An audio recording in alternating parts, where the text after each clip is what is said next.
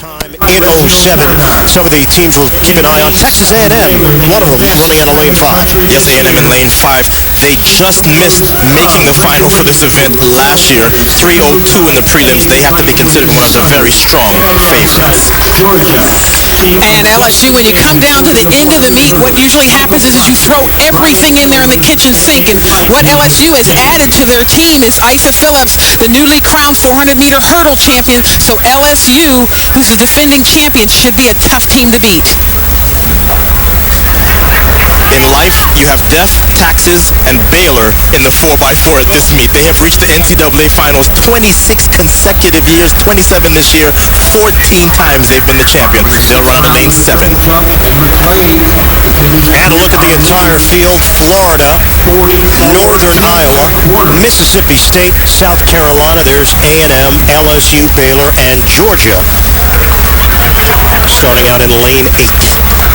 And just about everybody's wearing either black or white in this competition, except for Georgia, who's given us some red out there just to throw a little spark. But I think the funnest event on the track this week will be the 4x4s. Well, it's hot, so I'd be wearing white. We're going to call Baylor dark green. Okay. Just to mix it up. So a challenge here in the booth for the men's 4x400-meter relay. And a clean start. And Baylor starting off with Reggie Witherspoon, who is very strong and moving very well. In fact, Siraj Williams of LSU has really let him go, and Brian McCombs of A&M is moving well for them out of lane number 5. But wow, look at Baylor and Reggie Witherspoon. And he's running like someone who's had a lot of rest. Keep in mind, at this point of the meet, sometimes you have athletes who can run better, but they're just literally this tired, and it shows up sometimes in the 4x4. And Justin Gaiman from Georgia, strong first leg. But Baylor has put themselves in a position to blow this race wide open. Because they're handing off to Jerome Betters, the freshman who was in the finals, came up for 6th place in the finals for the 400 meters. Baylor obviously is trying to get a huge lead to start off with, but I tell you, LSU and Texas A&M, they're having none of that. And Jerome Betters has just made a very, very big mistake. He didn't run the turn hard enough, and now that first place has now turned into 3rd place. It's very likely that he's tired. As we said, he just finished the 400-meter final. Right now it's Texas A&M. Alfred Robinson, the junior, running the second leg for the Aggies. But here comes Betters, the big, looks like a big old locust out there. Take a look at how he is eating up the ground. The freshman, LaGerald Betters, made up a lot of ground. The benefits of being young. I thought he was out of it, out of gas. He found something from deep within, and now here we go, Baylor with a commanding lead. Betters just split with 44-1. Wow, best split of his life, 44-1, just an hour, not even, after his 400 performance. That's what happens when you're a freshman. You don't know you're supposed to be tired. Kevin Mutai, the senior from Baylor. Baylor has about 5 to 10 meters on the rest of the field.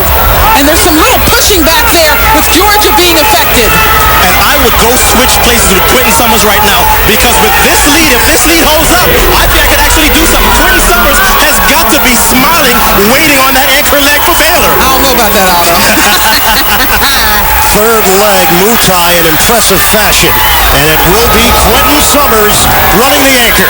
And what you're going to see now is guys behind Quentin Summers are going to say, you know what, he's not that far ahead. Look at this anchor leg by Reginald Dardar of LSU. Well, we'll have to see if he can keep himself calm. You don't want to make up too much too soon, because you've got to run that home stretch. And that is something that you have seen from some younger athletes. They make up too much, and they pay for it in the end. The question is now, can Quentin Summers of Baylor hold on? Because Reggie Dardar is coming. And exact, my bad. It is, in fact, Texas A&M in the person of Justin Oliver, but he's not going to have enough, because Quinn Summers, the sophomore, is going to hold on for the win for Baylor. Baylor continues their dominance in the men's 4x400. They are always here, and this year they're champions. And it happens every single year. It happens every single year. Baylor could have no one anywhere in a 400-meter event or a 400 hurdle event, but they somehow put the team together to win the 4x4. Clyde Hart must be proud. And a new coach, Todd Harper. But right here, LeJerome Betters in third position for Baylor. Looked like he made a very rookie mistake by not going out hard, but right now it looked like he was shot out of a cannon.